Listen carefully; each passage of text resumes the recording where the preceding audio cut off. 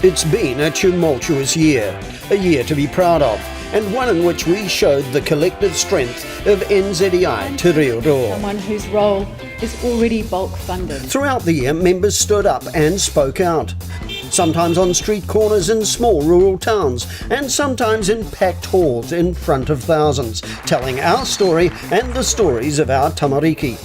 When teachers are traded off, then class sizes will go up. It was a year that began with an historic battle over funding, one fought alongside our colleagues in E2 and PPTA. Thousands of teachers and support staff united in unprecedented numbers at more than 50 paid union meetings around the country in September, and then supported our community campaign, forcing a government back down in November.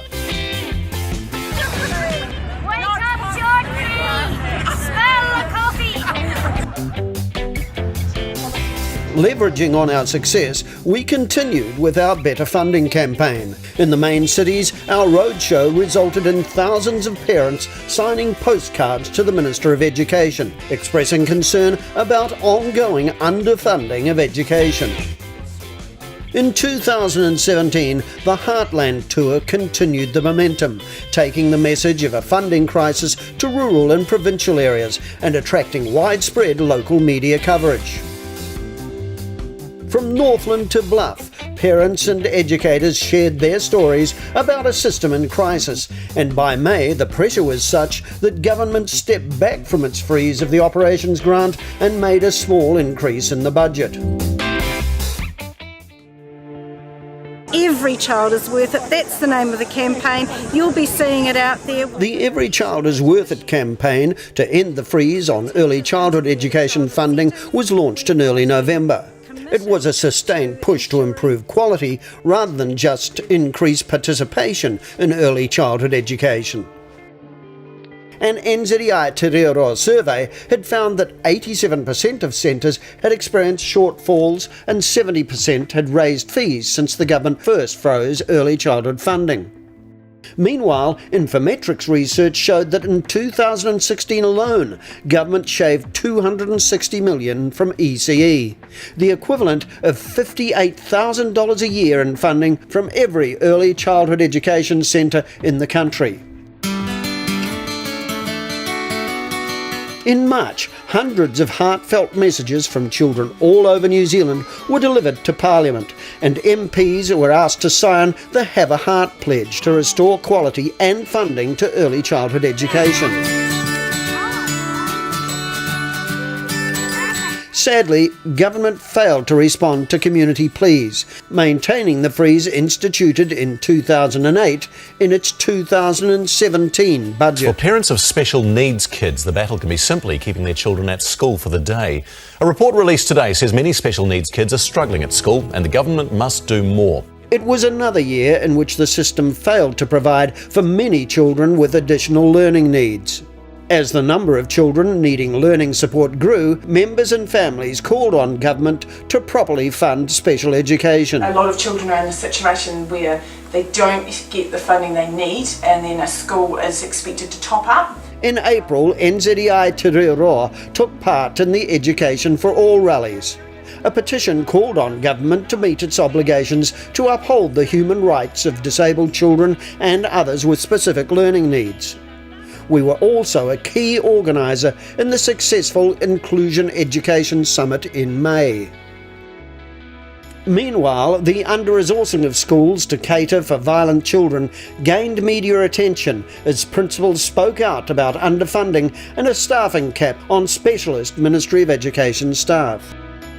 Based on Infometrics research, NZEI Te Reo Roa called on government to invest an additional $425 million in special education in the 2017 budget. We were disappointed when in May only $15 million per year over 4 years was budgeted. That a $2 billion settlement for workers in the care and support sector has been approved this afternoon by Cabinet, a rate between $23.50 and $27 an hour.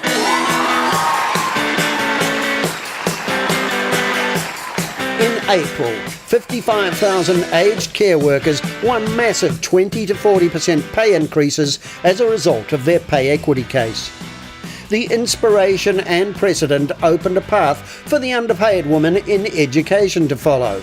NZI Te Reo is leading the charge for fair pay for women, with education support workers now on pay equity negotiations with the ministry and work underway on claims for teacher aides, other support staff and those in early childhood education. In a radical change to our education system, all school students will soon be able to opt for an online education at home. The introduction of COOLs was part of a raft of radical reforms in the Education Update Amendment Bill, passed in Parliament in May this year. Despite NZI Te Reo pointing to overseas evidence that communities of online learning don't serve students well, the Minister proceeded. We want to make sure that New Zealand kids are digitally fluent, that they can take advantage of technology. She also introduced cohort entry, without any evidence this would improve the school transition experience for children. NZI Te Reo spoke out against 4-year-olds entering our primary classrooms. It seems to me that we're gently stealing childhood. We are putting things younger and younger, and I don't see a justification for it. Meanwhile, an old policy, national standards, continued to draw fire.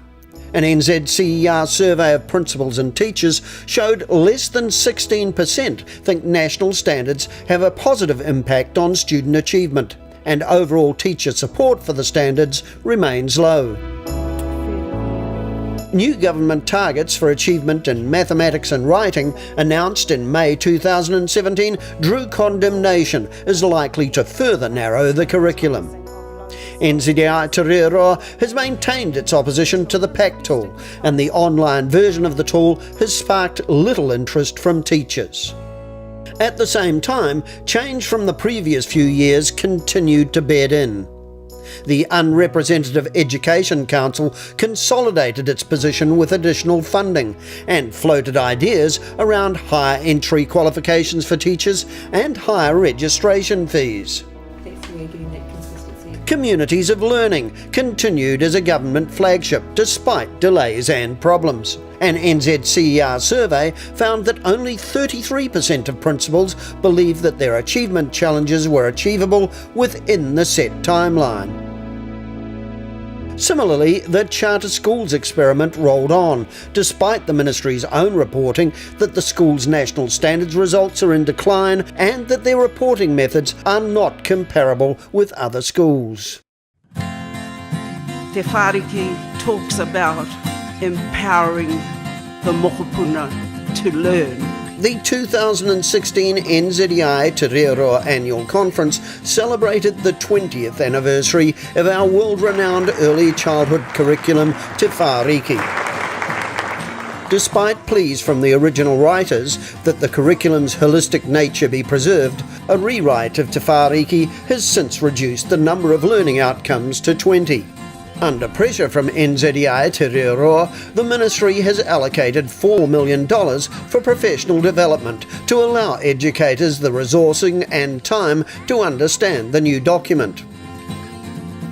In January, we saw the release of a Principals and Senior Leaders Health and Wellbeing Survey. The independent, in-depth survey of primary school principals and deputies uncovered high levels of stress, burnout, excessive workloads and a lack of professional support from the Ministry of Education and school boards. Burnout was 1.7 times the general population, and school leaders scored poorly across all measures of health and well-being compared to others. Following the survey, at our request, the Ministry has established a wellbeing and workload group.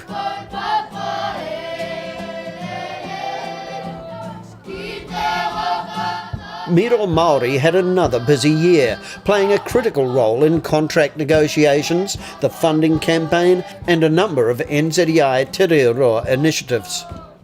The annual Te Kāhui Whetū Hui was held in Waithara, and continued our focus on building relationships with iwi, and central to that kaupapa was the sharing of the history of the area. Hence the start of the Taranaki War, over land. The whole basis was to get land. Discussions included work around the environment and climate change, a precursor to the adoption of a comprehensive climate change policy at the 2016 annual meeting of NZEI Te Reo.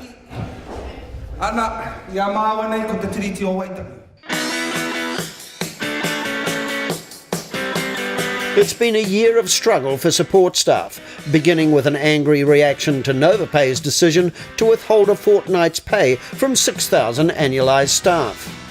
Following a protracted legal battle, the ministry held to its position, which was at odds with the collective agreement. Activism to gain a new and improved collective agreement dominated much of the year. It was a campaign that involved online activity as well as successful engagement with politicians that saw many spending time in schools walking in the shoes of support staff. Mine! Our petition galvanised 50,000 signatures in support for a better deal for children and support staff, and hundreds of principals signed their own open letter to the Minister that was published in major newspapers. Despite the difficult political environment, a number of collective agreements were settled over the year with satisfactory outcomes. Both the primary teachers and kindergarten teachers collectives include commitment to develop new career pathways which have the potential to radically reshape the future of the profession. Work on the primary framework is well advanced.